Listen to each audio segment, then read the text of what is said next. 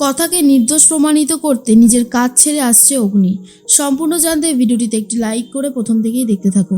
গল্পের শুরুতেই দেখা যায় যে কথা সবার সামনে রীতিমতো চুপ করে রয়েছে। ঋতু, জুনি এরা বলতে থাকে, কিরে কথা, তুই তো একটা কথাও বলছিস না, নিজের হয়ে অন্তত কিছু বল। সবাই তো এবার তোকে অপরাধী ভাবতে বসেছে। কথা তখন বলে, আমি আর কি বলবো, সময় সব কিছুর উত্তর দিয়ে দেবে। আমি জানি সময়ই পারবে সময়ের ধারণাকে ভুল প্রমাণিত করতে। এরপরেই অফিসার বলে, কনস্টেবল যাও, গিয়ে কথা দেবীর ঘরটা ভালো করে সার্চ করো। এরপর কথার ঘরটা তন্ন তন্ন করে সার্চ করতে থাকে কনস্টেবলরা, কিন্তু কথার ঘর থেকে কিছুই এমন পায় না। আর এসে বলে, ম্যাডাম কথার ঘরে কিচ্ছু নেই। তখনই ম্যাডাম সুজাতা বলে, তাহলে কোথায় গেল মুকুটটা? এরপরেই তখন অগ্নির বাবা বলে, ম্যাডাম যেভাবেই হোক আমাদের বাড়ির ওই মুকুটটা আপনি ফিরিয়ে দিন, ওটা ছাড়া আমরা অসম্পূর্ণ। আমার বাবা অসুস্থ, আমার জ্যাঠামশাই অসুস্থ হয়ে পড়েছে, এই খবরটা জানাজানি হলে আমাদের মান সম্মান সব কিছু ধুলোয় মিশে যাবে। কিছু একটা করুন ম্যাডাম। সুজাতা বলে, আরে আপনারা এভাবে ভেঙে পড়বেন না, আমি দেখছি কি করা যায়, একটু ধৈর্য ধরুন, সব কিছু ঠিক হয়ে যাবে। আর সব থেকে বড় কথা হচ্ছে, আপনারা এরকমভাবে অধৈর্য হলে আমাদেরও খুব কাজ করতে সমস্যা হবে। আপনি এক কাজ করুন, আপনি একটা লিখিত দরখাস্ত লিখুন, এফআইআর করুন, আর সই করে দিন, তারপরে আমরা কথা দেবীকে অ্যারেস্ট করব। ওনাকে অ্যারেস্ট করা ছাড়া আর কোনো উপায় আমি দেখতে পাচ্ছি না। ছোটকা তখন বলে, এসব তো আপনি কি বলছেন? আপনাকে নিয়ে আসা হয়েছিল আসল অপরাধীকে ধরার জন্য, আপনি কথার উপর রেগে যাচ্ছেন কেন? এইভাবে কথাকে অ্যারেস্ট করতে চাইছেন কেন? সুজাতা ম্যাডাম বলে, তাহলে আর কাকে অ্যারেস্ট করব? আপনাকে?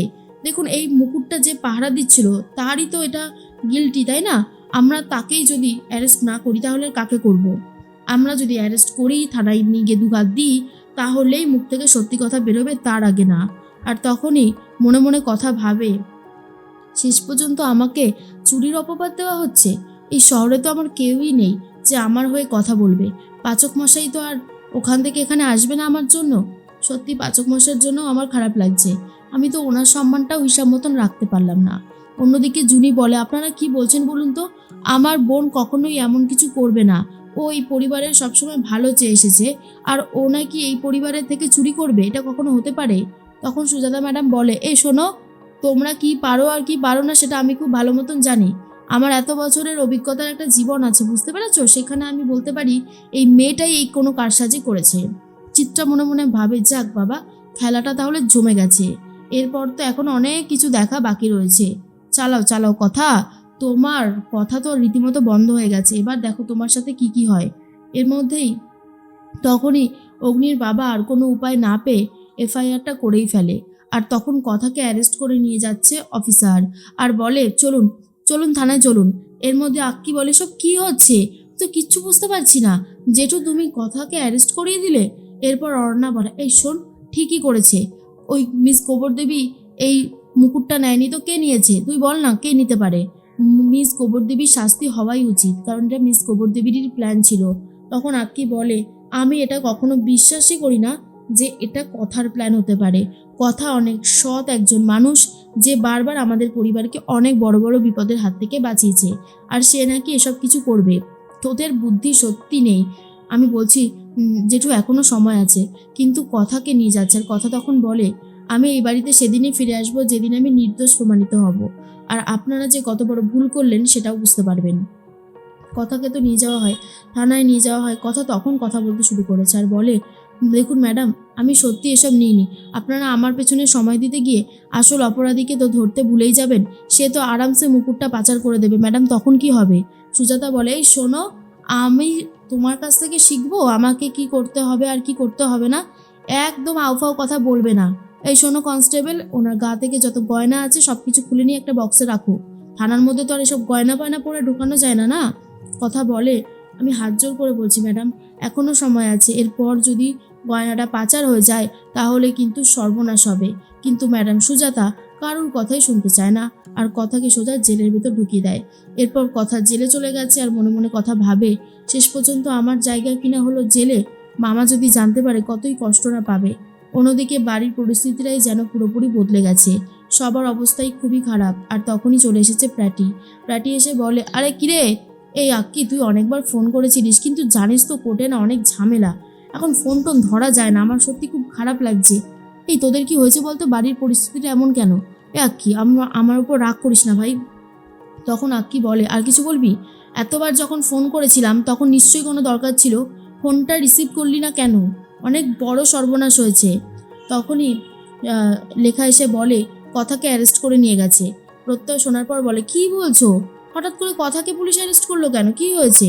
আক্কি এরপর সমস্ত ঘটনাটা বিশ্লেষণ করে বলে। তখনই প্রত্যয় বলে, সে কি?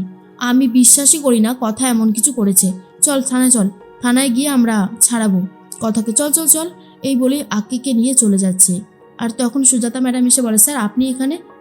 তখনই প্রত্যয় বলে, হ্যাঁ আপনি শুনলাম কথাকে অ্যারেস্ট করে নিয়ে এসেছেন। ম্যাডাম কথা কখনো এরকম করবে না, ওকে ছেড়ে দিন। কিন্তু সুজাতা ম্যাডাম বলে, না স্যার সেটা তো সম্ভব না। কথা দেবী শ্বশুরমশাই নিজে এফআইআর করেছে, সই করে দিয়েছে, এরপরেও আমরা ওনাকে ছাড়বো কি করে? তখনই প্রত্যয় তো অবাক হয়ে যায় আর বলে, বড় মামু এটা করেছে? কি আক্কি? আক্কি তখন বলে, জেঠুমণি করে ফেলেছে। সেই সময় পরিস্থিতিটা এতটাই জটিল হয়েছিল না, কে কি করবে কিচ্ছু বোঝা যাচ্ছিল না, সব কিছু গন্ডগোল হয়ে গেছিল, আমিও বুঝতে পারিনি রে। প্রত্যয় বলে, এবার কি করব? এবার তো দেখছি খুব বড় মুশকিল। শোন, আমার মনে হয় বিগ ব্রোকে জানানো উচিত। এই শহরে তো ওর কোনো গার্জেন নেই, গার্জেন তো ওর হিসাব মতন বিগ ব্রো, তাই না? এত বড় এত কিছু এদিকে ঘটে গেল, এই খবরটা যদি আমরা বিগ ব্রোকে না দিই তাহলে চরমতম অন্যায় করা হবে কথার সাথে। আর পরবর্তী সময়ে তো বিগ ব্রো আমাদেরকে বলতে পারে যে আমরা কেন আগে থেকে এই সমস্ত কথা বিগ ব্রোকে জানাইনি। না না, সে সমস্ত রিস্ক আমি নিতে পারবো না। আমি এক্ষুনি ফোন করছি বিগ ব্রোকে। এদিকে অগ্নি নিজে রেডি হচ্ছে বেরোবে বলে, আর বলে, বাপরে বাপ, সময়টা যেন কত তাড়াতাড়ি বেরিয়ে যাচ্ছে। না, এবার তো রেডি হয়ে গেছি, এবার বেরোতে হবে। ঠিক তখনই ফোন করেছে প্রত্যয়। প্রত্যয়ের ফোন ডেকে খুব খুশি হয়ে যায় অগ্নি আর বলে, যাক বাবা, প্রাটির এখন সময় হয়েছে ফোন করার। কখন থেকে আমি অপেক্ষা করে যাচ্ছিলাম, এখানে আসার পর তো সেভাবে আর কথাই হয়নি। যাক, আমি এত কিছু না ভেবে ফোনটা আগে ধরি। এরপরে অগ্নি বলে, বল প্রাটি, কেমন আছিস? কতদিন পর তোদের সাথে কথা হচ্ছে। কায়দা কানুনে সবাই ঠিক আছে তো? তখনই প্রত্যয় বলে, বিগ ব্রো, এদিকে একটা সমস্যা ঘটে গেছে, সমস্যাটা যথেষ্ট গুরুতর, সেই সমস্যাটা নিয়েই তোকে বলবো বলে ফোন করেছি। তখনই অগ্নি বলে, সমস্যা? কিসের সমস্যা, কি হয়েছে? প্রত্যয় বলে, কথাকে পুলিশ অ্যারেস্ট করে জেলে ঢুকিয়ে দিয়েছে। কথাটা শোনার পরে অগ্নি চমকে যায় আর বলে, কি বলছিস, কি, কেন, কি করেছে মিস গোবর দেবী? এরপর পুরো ঘটনাটা প্রত্যয় জানিয়ে দেয় অগ্নিকে। অগ্নি তখন বলে, মিস গোবর দেবী কখনোই এটা করতে পারে না, ইম্পসিবল, আমি এক্ষুনি আসছি বলেই ফোনটা কেটে দেয়। তখন আক্কি জিজ্ঞেস করে, কিরে বিগ ব্রো কি বললো? তখনই প্র্যাডি বললো ও নাকি এক্ষুনি আসবে।